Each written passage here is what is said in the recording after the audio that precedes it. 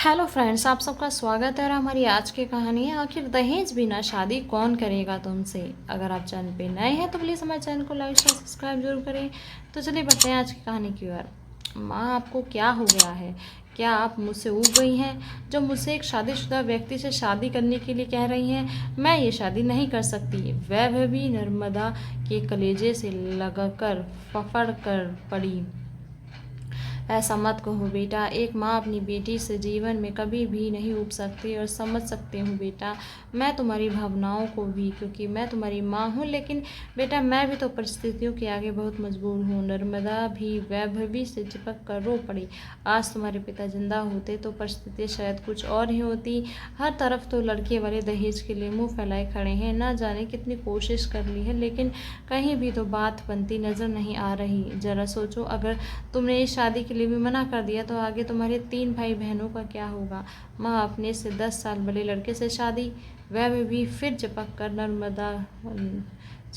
गई नर्मदा से। ठीक है बेटा, मैं उनको मना कर दूंगी। नर्मदा बेबसी से अपने निचले होठ को काटते हुए बोली और वैभवी रोते हुए अंदर कमरे में चली गई।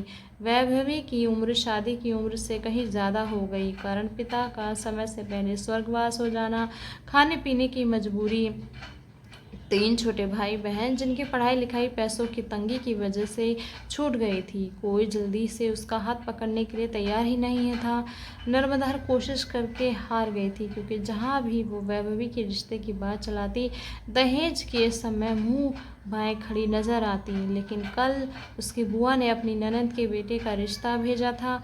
खाता पीता परिवार, हर प्रकार की सुख सुविधा मौजूद। अभी 4-5 महीने पहले ही उसकी पत्नी बच्चे को जन्म देते समय भगवान को प्यारी हो गई। अब घर संभालने के लिए कोई तो चाहिए। भाभी, मेरी मानो तो इससे अच्छा रिश्ता नहीं मिलेगा। वैभवी के लिए रानी बनकर रहेगी रानी, इसलिए वैभवी से पूछकर झट से हाँ कर दीजिए।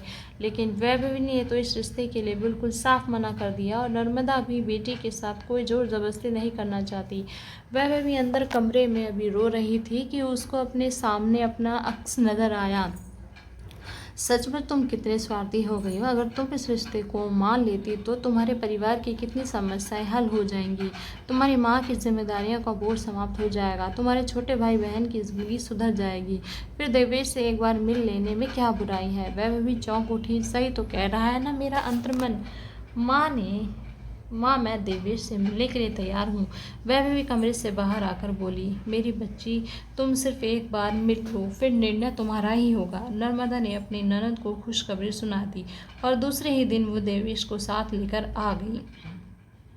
लंबी चौड़ी कदकाठी का देवेश वैभवी को एक नज़र में तो बहुत अच्छा लगा। वैभवी भी कदकाठी में अच्छी थी। तो चलो, एक तो ये समस्या हल हो गई कि वैभवी से देखने में ही उम्र में बड़ा नहीं लगेगा। और जब वैभवी ने उससे बात की तो उसके स्वभाव में तो वैभवी के दिल में और भी जगह बना ली। माँ, मैं देवेश से शादी करने के लिए तैयार हूँ। वैभवी ने अपना निर्णय नर्मदा को सुना दिया। 1 मिनट वैभवी, तुम ये शादी किसी जोर जबरदस्ती से तो नहीं कर रही?